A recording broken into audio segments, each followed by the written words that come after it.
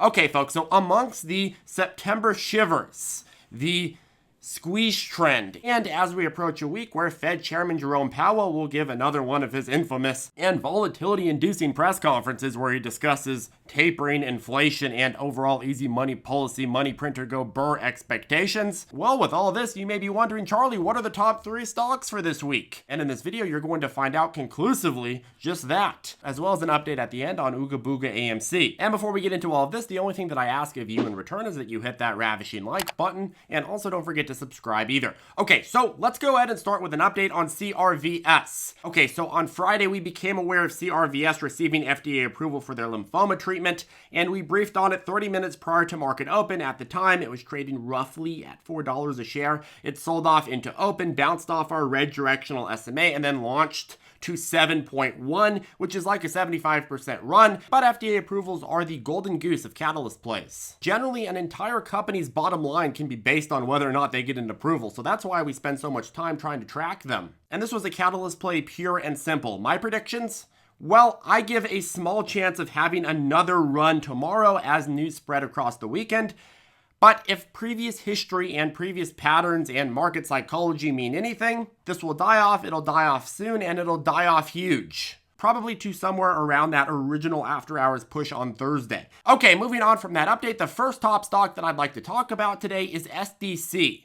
Friday morning, I said SDC, one of the top trending stocks on retail forums and a previous multi-runner, showing what looks like some early stage growing strength again today, and it did have a quick early morning attempt, but context is key. You see, SDC has successfully reversed its downward direction for the first time since the start of July, with the continued break above our red directional SMA line here. And it didn't breathe heading into the weekend, suggesting a high willingness to take on risk. My thought process, well, you have what Ortex reports to be just under 50% short interest, and they are getting hungrier. You have an overall pump and dump uptrend, aka a battleground that shorts are losing thus far. Sell attacks have certainly managed to bring down pumps, but they have not managed to stop the overall uptrend. The elephant in the room that we were discussing last week is that most short squeeze stocks run not because they're getting squeezed, but they run because a lot of people think they're about to get squeezed. And yes, if that sentiment stays around long enough, it could actually become a self-fulfilling prophecy. But practicality-wise, on a year basis, this is a stock that has been plummeting since January highs, and it's now a stock that is edging very close to all-time lows.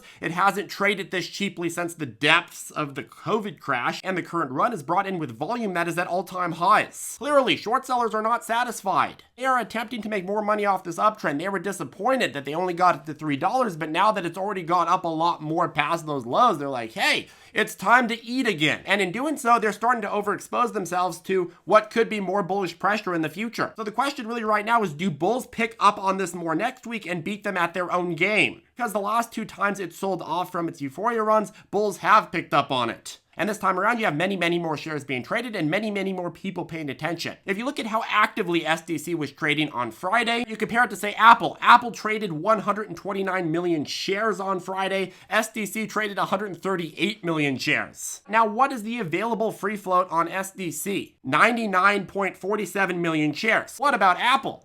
16.51 billion shares. Apple's float is 161 times SDC's float. Yet SDC's buying pressure on Friday caused more shares to exchange hands than even Apple's. Meanwhile, the story's actually a lot crazier because SDC's available share count is likely even lower because a lot of institutions hold shares and institutions that aren't buying and selling this. So effectively locked up shares. The sheer amount of capital that has been willing to bid for the low amount of available shares is looking very, very whale driven and retail followed, which to me suggests more staying power and a higher probability of further squeeze rallies when combined with shorts entering into the collision course of scaling up during a period of time where longs are as well. When it comes down to accelerating buying pressure and accelerating selling pressure, eventually something has to give. It certainly is and will be a back and forth battle, but eventually there is a collision and one of the parties wins. So far the longs have been winning. Next, Palantir, PLTR. So PLTR has been back and forth trading since its February sell-off, but now we've broken post-sell-off resistance for the first time in several quarters. The next resistance level is likely based around the bottom of the previous candle supports back in February, and the faster it can blow through resistance, the more momentum it is likely to attract.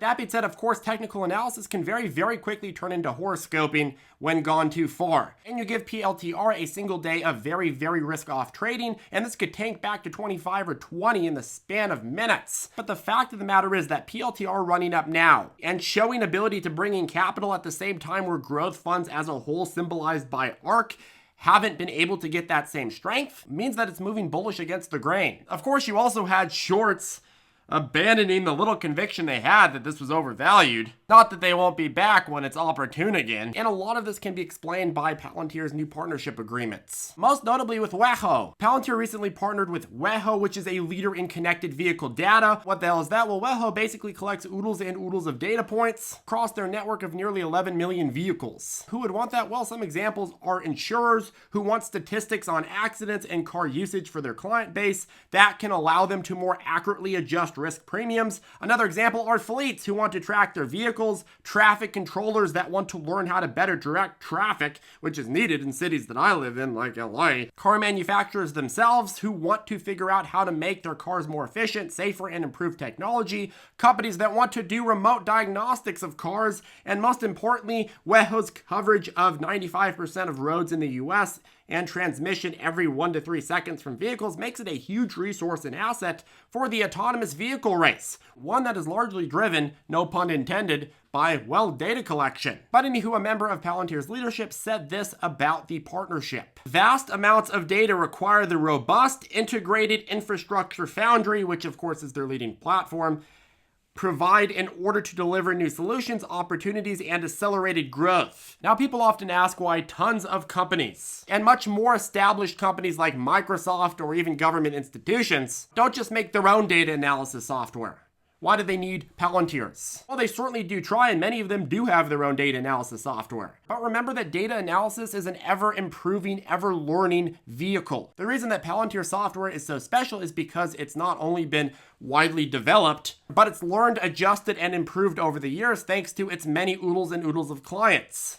The more data sets that it takes in and analyzes, the better it becomes. It's sort of like the software equivalent of having a new surgeon fresh out of med school and residency versus having a surgeon with decades of experience. They were both probably taught similar by-the-book academia skills. They both had similar training in residency, but one got to see many real-world examples over decades and was able to fine-tune and adjust his strategies to be more holistic to each patient, to deal with complications, and to go the extra mile in terms of being useful. And it's the same thing with Palantir software. Palantir software brings with it the experience of analyzing billions of data points. And the more clients it has, the more experience it gets, and the more powerful its software is. A lot of folks don't know this, but Palantir's name was actually derived from the Lord of the Rings Seeing Stone, which is Palantiri. And similar to that, Palantir's software is a seeing stone that allows you to see things in the data that other companies can't show you. And the continued partnerships with Palantir and the latest with Weho's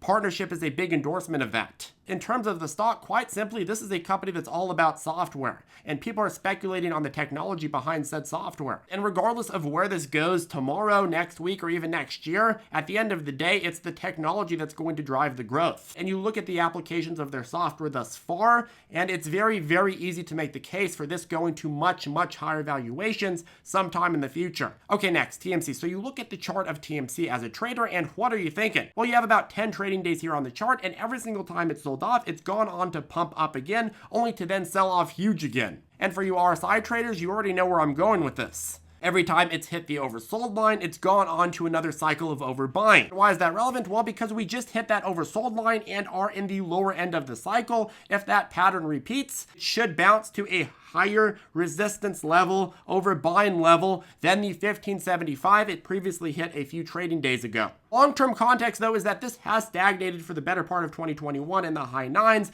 low 10s region in its SPAC stage, which of course was close to its SPAC cash value.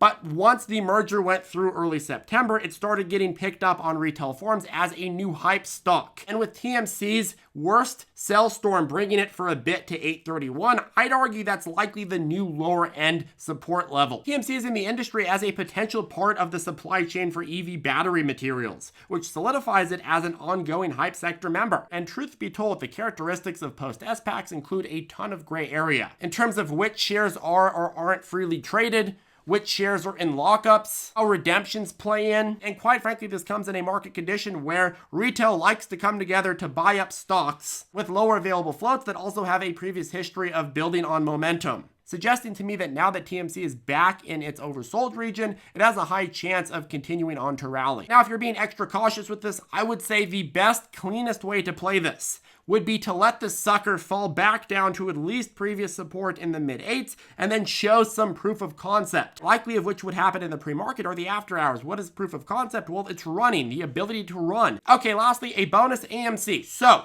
AMC has failed to hold 50, but its activity the last few weeks has managed to broaden its channel. The channel thus far has extended to a range of $40 to $53, with $40 being the level not just at which AMC would likely find support, but also the level at which it would be attempting a change of direction below our red directional SMA line, creating a very, very relevant area of support right there at $40. Previous patterns suggest that AMC is able to hold and bring buyers in at that $40 level. And I understand that there's a lot of speculation and a lot of folks upset at the recent sell-off, and people are citing short attacks, but another possible explanation here is the increasing buying pressure of whales and how that is affecting the stock. Let's say you're a whale at this price point. You know that by buying a ton of AMC, you can not only stick it to your competitors who are short this, but also rile up retail traders. Rile up retail traders into buying in after you and then dump it and swallow up that capital on the way down a few days later. There's also a number of short-term bullish games that short sellers can play in this, exploiting temporary uptrends and then accelerating downtrends. But I think that overall, more than anything, AMC is an enthusiasm game. The reason that AMC has been able to hold much of its early summer rally where most other squeezers have